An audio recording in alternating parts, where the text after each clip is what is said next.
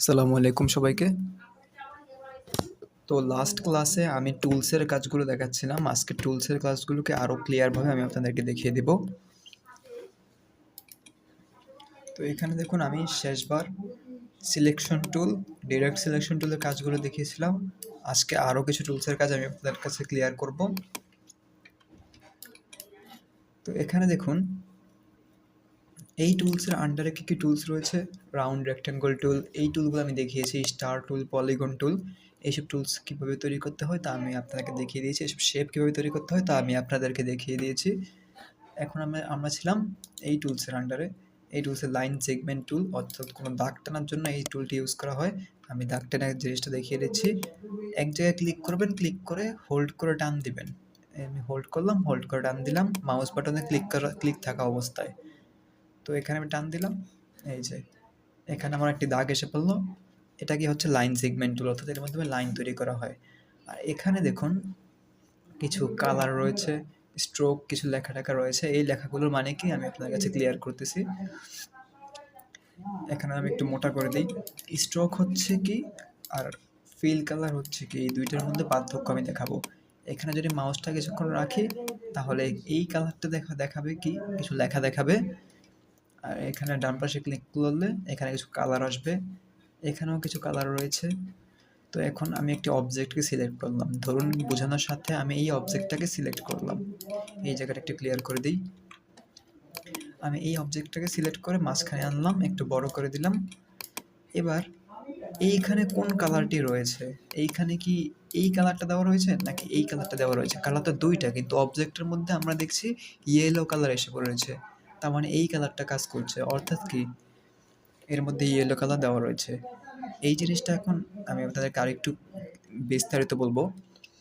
এখানে দুইটি কালার রয়েছে, একটি কালার হচ্ছে ফিল কালার, একটি হচ্ছে স্ট্রোক কালার। ফিল কালার হচ্ছে কোনটি? এই যে মাঝখানে যে অংশটুকু রয়েছে, যতটুকু হলুদ অংশ দেখা যাচ্ছে, এই কালারের মধ্যে যেই রংটা পড়বে ওইটা হচ্ছে ফিল কালার। আর স্ট্রোক কালার কি?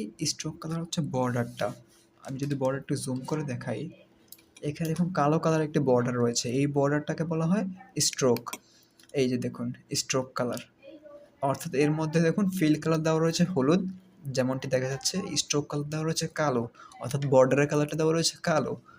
তো আমি এখানে বর্ডারের কালারটা চেঞ্জ করে লাল দিতে পারি। এখানে দেখুন লাল হয়ে গিয়েছে। ওখানে বর্ডারের পরিমাণ চাইলে বাড়াতে পারি আমরা। স্ট্রোকের এই যে 1 pt দেওয়া আছে, আমি চাইলে এটাকে বাড়াতে পারি, এখান থেকে কমাতে পারি। এভাবে আমরা চাইলে জিনিসটা নিয়ে একটু কাজ করে দেখতে পারি। তো স্ট্রোক কালার হচ্ছে বর্ডার কালার, আর ফিল কালার হচ্ছে অবজেক্টের মাঝখানে যে কালারটা বসবে সেটিকে বলা হয় ফিল কালার। তো আমি এখানে কিছু জুম আউট করতেছি। তো জুম ইন এবং জুম আউট কীভাবে করে এই কাজগুলো আমি মাঝে মাঝে দিয়ে শিখিয়ে দেব। কন্ট্রোল প্লাস দেওয়ার মাধ্যমে জুম করা হয় এবং কন্ট্রোল মাইনাস দেওয়ার মাধ্যমে জুম ছোট করা হয়। আমি কন্ট্রোল প্রেস করে প্লাস প্রেস করতেছি, জুম হচ্ছে। কন্ট্রোল প্রেস করে মাইনাস প্রেস করতেছি, এটা জুম আউট হচ্ছে। তো এইভাবে জুম ইন এবং জুম আউট করা হয়। আর এই যে আর্টবোর্ডটা অনেক সময় এখানে চলে যায়, অনেক সময় এখানে চলে যায়। আমি এটা কীভাবে করতেছি, এটা হচ্ছে স্পেস বার ক্লিক করবেন। স্পেস বার ক্লিক করে দেখুন একটা হাতের চিহ্ন আসবে। আমি যখন স্পেস বার প্রেস করতেছি একটি হাতের চিহ্ন আসছে। এই হাতের চিহ্ন আসার পর আমি এবার মাউসে ক্লিক করে এটাকে নাড়াচাড়া করতে পারি। যেখানে আমার কাজ করার প্রয়োজন সেইখানে আমি জুম করে এইটা নাড়াচাড়া করে কাজগুলো করতে পারি। তো এখানে দেখুন স্ট্রোক কালার, ফিল কালার স্পষ্টভাবে বুঝিয়ে দেওয়া রয়েছে। উপরে যে কালারটা রয়েছে এটাকে বলা হয় ফিল কালার, অর্থাৎ হলুদ কালারটা হচ্ছে ফিল কালার, নিচে লাল কালারটা হচ্ছে স্ট্রোক কালার। নিচে দেখুন রয়েছে নান, অর্থাৎ আমি যদি কোনো কালারকে বন্ধ করতে চাই, ধরুন আমি এই শেপটার শুধু ফিল কালারটা রাখতে চাই না, শুধু আমি বর্ডার কালার বা স্ট্রোক কালারটা রাখতে যাচ্ছি, তাহলে এখান থেকে আমি চাইলে নন করে দিতে পারি। এই দেখুন নন বাটন রয়েছে, নন করলে ফিল কালারটা চলে গেল। তো এখন বলতে পারেন যে এখানে তো দুইটি কালারই রয়েছে, আমি যখন নন ক্লিক করলাম তখন কেন শুধু ফিল কালারটাই গেল? কারণ হচ্ছে যে দেখুন এই ফিল কালারটা উপরে রয়েছে। আমি আবার দেখাচ্ছি, ফিল কালারটা কিন্তু উপরে রয়েছে। আমি যদি চাই যে স্ট্রোক কালারটা এই বাটনের মাধ্যমে বন্ধ করতে, তাহলে আমি স্ট্রোক এখানে একবার ক্লিক করব। এই যে স্ট্রোকে ক্লিক করলে দেখুন স্ট্রোকটা কিন্তু এবার উপরে চলে আসলো। এবার চাইলে আমি স্ট্রোকটাকে অফ করে দিতে পারি।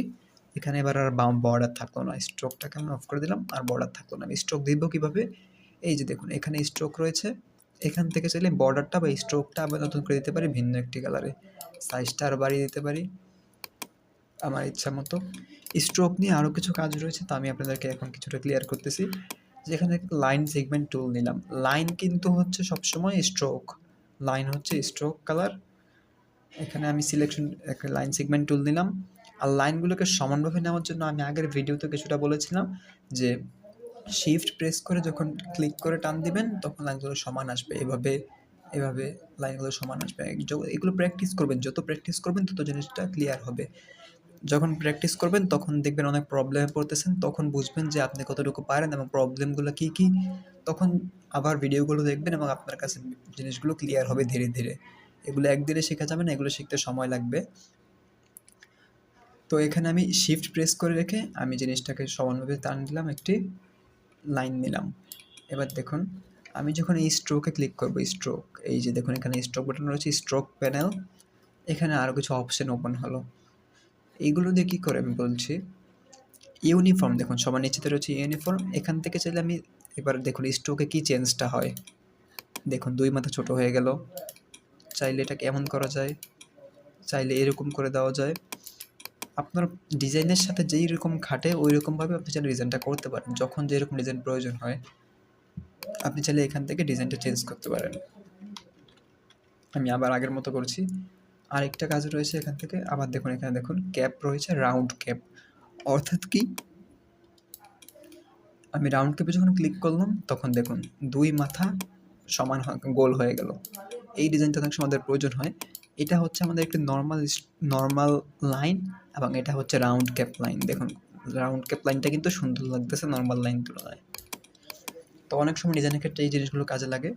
যাদের আপনার এই জায়গায় টুলসগুলো নেই, যাদের এই জায়গায় টুলসগুলো নেই তারা টুলসগুলো কীভাবে আনবেন তা আমি আপনাদেরকে দেখিয়ে দিচ্ছি।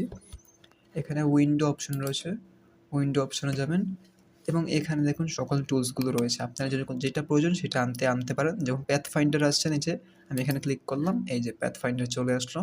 এখানে এভাবে টুলগুলোকে অ্যাড করতে হয়। আর যাদের এই জায়গাটায় এই টুলসগুলো নেই তারা উইন্ডোতে যাবেন, এবার কন্ট্রোলসে যাবেন।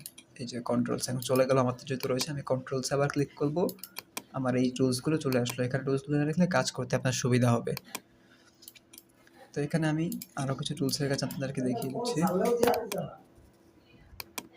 তো এখানে রয়েছে পেন টুল।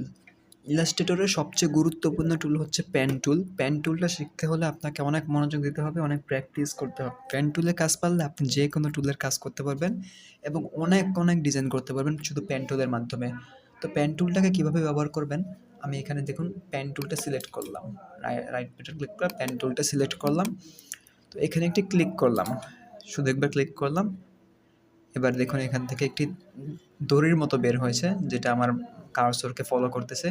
এবার আমি এখানে ধরুন একটি ক্লিক করলাম, ক্লিক করে হোল্ড করলাম, আমি কিন্তু ছাড়লাম না, যে আমি ছাড়লাম না, এবার ছেড়ে দিলাম, এবার ছাড়া যাবে না। ক্লিক করে হোল্ড করে মাউসটাকে হোল্ড করে এবার টান দিবেন। এই যে আমি টান দিতেছি, টান দিলে দেখবেন এরকম হবে। যখন প্রথম করবেন তখন এরকম অনেক প্রবলেম ফেস করতে হবে। তো অল্প টান দিবেন, বেশি টান দিবেন না। আবার দেখাচ্ছি,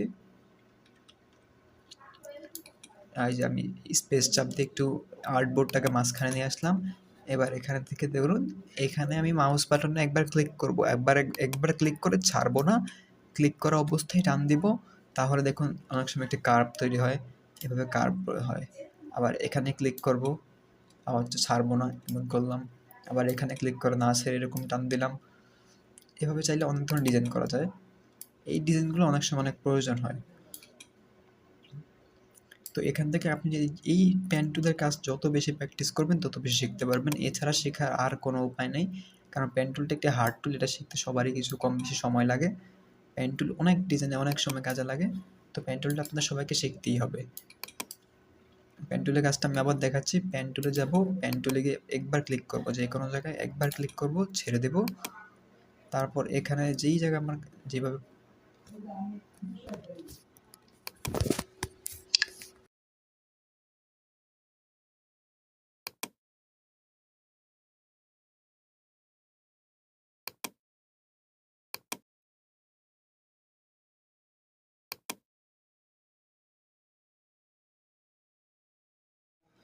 তো এখানে আমি একবার ক্লিক করলাম, ক্লিক করে এবার আমি যেই জায়গায় প্রয়োজন বা যেভাবে আমার শেপটা তৈরি করতে হবে সেভাবে সেই জায়গায় মাউসটি রেখে ক্লিক করে ছাড়বো না, না ছেড়ে টান দিব।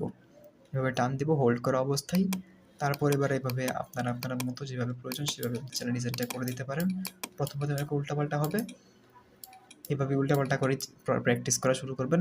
যখন ডিজাইনের কাজটি শেষ তখন শেষে এসে যেই জায়গা থেকে শুরু করেছেন সেই জায়গায় এসে একবার ক্লিক করবেন। এবার সিলেকশন টুলে যাবেন, এটা একটি শেপে তৈরি পরিণত হয়েছে। এভাবে হচ্ছে পেন টুলটাকে ইউজ করে। পেন টুল ইউজটা করাকে আপনাকে সবাইকে শিখতে হবে। পেন টুল ইউজ করা ছাড়া কোনোভাবেই কোনো কাজ করা যাবে না। পেন টুলের ভিতরে অনেকগুলো টুলস রয়েছে, ওগুলো কখন কীভাবে কাজে লাগে তা আমি আপনাদেরকে দেখাচ্ছি। আমি তাহলে একটি স্কোয়ার রেক্ট্যাঙ্গল নিতেছি, রেক্ট্যাঙ্গল নিলাম, সিলেকশন টুলে গেলাম।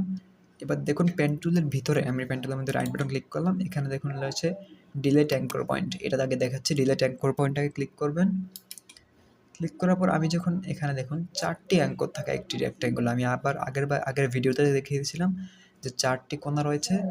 একটি কোণা যখন ক্লিক করব দেখুন নিচেতে মাইনাস বাটন রয়েছে, এটা দিয়ে হচ্ছে ডিলেট অ্যাঙ্কর পয়েন্ট, অর্থাৎ অ্যাঙ্কর পয়েন্ট ডিলেট করে মাইনাস করে। এখানে আমি একবার যদি ক্লিক করি, শুধু একবার ক্লিক করব, দেখুন অ্যাঙ্কর পয়েন্টটা মাইনাস হয়ে গেছে। এখানে একবার ক্লিক করলে এখান থেকে আর চলবে না। দেখুন এভাবে এই জিনিসটা কাজ করে। অনেক সময় কিছু কিছু ডিজাইনের ক্ষেত্রে আমাদের এই জিনিসটা প্রয়োজন হয়। অ্যাড অ্যাঙ্কর পয়েন্ট হচ্ছে এর বিপরীত, এর মধ্যে আমি অ্যাঙ্কর পয়েন্ট অ্যাড করতে পারবো। মনে করেন মাঝখান দিয়ে আমি একটি অ্যাঙ্কর পয়েন্ট হচ্ছে অ্যাড করতে, দেখুন একটি প্লাস বাটন রয়েছে, একবার ক্লিক করলাম। এখান দিয়ে হচ্ছে একটি অ্যাঙ্কর পয়েন্ট ক্লিক করতে, এখানে একবার ক্লিক করলাম, এখানে একবার ক্লিক করলাম, এখানে একবার ক্লিক করলাম। এবার দেখুন এর মধ্যে কিন্তু কতগুলো, 1টি 2টি 3টি 4টি হওয়ার কথা ছিল, কিন্তু এখানে 1টি 2টি 3টি 4টি 4টি এক্সট্রা রয়েছে। তো 4টি এক্সট্রা অ্যাঙ্কর পয়েন্ট আমি অ্যাড করেছি, এর মাধ্যমে অ্যাঙ্কর পয়েন্ট অ্যাড করা যায়। আরেকটি রুলস রয়েছে, যেটা এটি একটি গুরুত্বপূর্ণ রুলস না, এটার প্রয়োজন নেই, আপনাদের কাজে কখনোই আসবে না। এর পাশের টুলটা হচ্ছে কার্ভেচার টুল। এটা হচ্ছে পেন টুলের একটি সহজ ভার্সন বলা চলে, কারণ পেন টুল দিয়ে কাজ করতে অনেক সময় অনেক অসুবিধা হয়। অনেক সময় গোল শেপ টেপ তৈরি করার ক্ষেত্রে এই কার্ভেচার টুলটা কাজে লাগে। কার্ভেচার টুলটা পেন টুলের মতোই কাজে করে। যদি আপনি পেন টুল ব্যবহার করা জানেন তাহলে কার্ভেচার টুলও আপনি ব্যবহার করা অবশ্যই জানবেন। আমি কার্ভেচার টুল ক্লিক করলাম, এখানে একবার ক্লিক করলাম, পেন টুলের মতোই। এখানে দেখো কিন্তু কোনো কিছু আসছে না এর সাথে।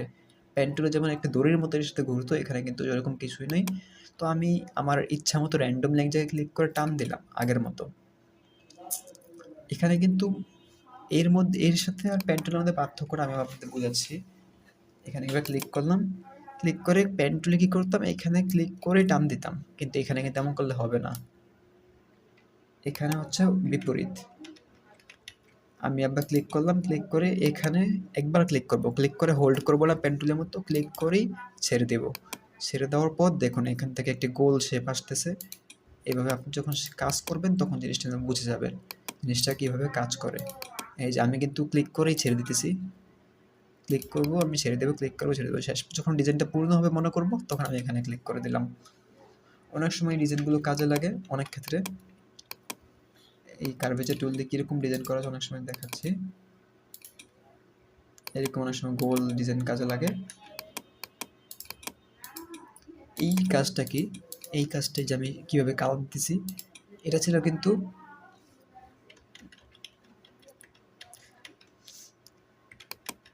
এই যে এটা ছিল কিন্তু প্রথমে এরকম। তো এখান থেকে যদি আমি কালারটা, এই যে কালারটা স্ট্রোকে রয়েছে, ফিলে নেই, ফিল কালারটা ক্রস দেওয়া রয়েছে, অর্থাৎ ফিল কালারটা এখন খালি অবস্থায় রয়েছে। এখন যদি এই কালারটাকে এখানে নিতে চাই তাহলে আমাকে এই বাটনটা ক্লিক করতে হবে। এই যে দেখুন এখানে একটি বাটন রয়েছে অ্যারো চিহ্ন, অর্থাৎ এখানে স্ট্রোক কালার ফিলে দেবে, ফিল কালার স্ট্রোকে নেবে। যেহেতু স্ট্রোক কালার খালি রয়েছে, তো যেহেতু ফিল কালারটি খালি রয়েছে তো স্ট্রোক কালারটি ফিলে নিয়ে যাবে। আমি এখানে একবার ক্লিক করলাম, দেখুন স্ট্রোক কালারকে ক্রস এসে পড়েছে, যেটা ছিল ফিল কালারে, আর স্ট্রোক কালারটা ফিল কালারে চলে গিয়েছে। এখানে দেখুন ডিজাইন চলে এসেছে। অনেক সময় এভাবে অনেক কাজ করা হয়ে থাকে, এই ডিজাইনগুলো কাজে লাগে। এভাবে অনেক ডিজাইন করা হয়, এর মধ্যে কিছু লেখা টাকা থাকে ইত্যাদি হাবিজাবি থাকে, এর মাধ্যমে অনেক ডিজাইন করা হয়। তারপর রয়েছে এখানে টেক্সট টুল বা টাইপ টুল, এর নাম কিন্তু এখানে টাইপ টুল দেওয়া রয়েছে। তো টাইপ টুলের কাজটা হচ্ছে সাধারণভাবে যা মনে করতেছি আমরা টাইপ করা। তো এখানে আমি টাইপে ক্লিক করে একবার ক্লিক করলাম, এখানে একটা ড্যামো লেখা আসলো। তো আমি ব্যাক স্পেস ক্লিক করলাম লেখাগুলো যাতে চলে যায়। এবার সাইজটা একটু বাড়িয়ে দিলাম। তো দেখুন এখানে সাইজ বাড়ানোর সিস্টেম হচ্ছে এখানে ডান পাশে দেখুন, এখানে সাইজ বাড়াতে পারবেন। এখানে যদি না থাকে তাহলে দেখবেন এখানে, এই যে এখানে সাইজ রয়েছে, আমরা চাইলে সাইজটা বাড়িয়ে দিতে পারি। আমাদের প্রয়োজন মতো সাইজটা বাড়িয়ে দিলাম। এখানে অ্যালাইন করা হয়, যারা অফিস অ্যাপ্লিকেশনে কাজ টাজ করেন তারা জানেন অ্যালাইনের মানে কি। Align centre, align right align করা যায়, লেফট অ্যালাইন করা যায়, সেন্টার অ্যালাইন করা যায়। এখানে কাছে ক্যারেক্টারটা কি আমি দেখাচ্ছি। তো এখানে আমি কিছু লেখালেখি আগে, ডেইলি আইটি। তো আমি এখানে ডেইলি আইটি লিখলাম। এবার এখান থেকে কিন্তু আমি সিলেকশন অপশনে গেলাম। এবার দেখুন এখান থেকে কী কাজ করা যায়। যাদের এইখানে অপশনটা খোলা রয়েছে তাদের অনেকগুলো অপশন বেশি পাবেন। যাদের এইখানে অপশনটা নেই বা এই অপশনটা নেই তারা উইন্ডোতে যাবেন, এখান থেকে নিচে যাবেন। এই অপশনটাকে আপনাদের খুঁজে বের করতে হবে, ক্যারেক্টার, সি দিয়ে নাম শুরু, ক্যারেক্টার।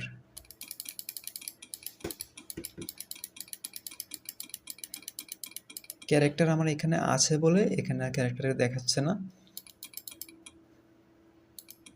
এখান থেকে আপনাদের ক্যারেক্টারটা এনে নিতে হবে যাতে কাজগুলো করতে আপনাদের সুবিধা হয়। আর যদি না থাকে তাহলে প্রপার্টিস অবশ্যই থাকবে, প্রপার্টিসের মধ্যে এই জিনিসগুলো থাকবে। প্রপার্টিসের মধ্যে এখন কিন্তু নেই। তো আমি যখন এটাকে সিলেক্ট করব তখন দেখবেন এই অপশনগুলো চলে এসেছে, কালারে চলে এসেছে, স্ট্রোক কালারে চলে এসেছে, মানে উপরে যা রয়েছে তার থেকে কিছু বেশি এখানে রয়েছে। তো আপনারা যেভাবে হোক এই অপশনটুকু এনে নেবেন। আপনার প্রপার্টিজের মধ্যেই এই অপশনগুলো থাকবে।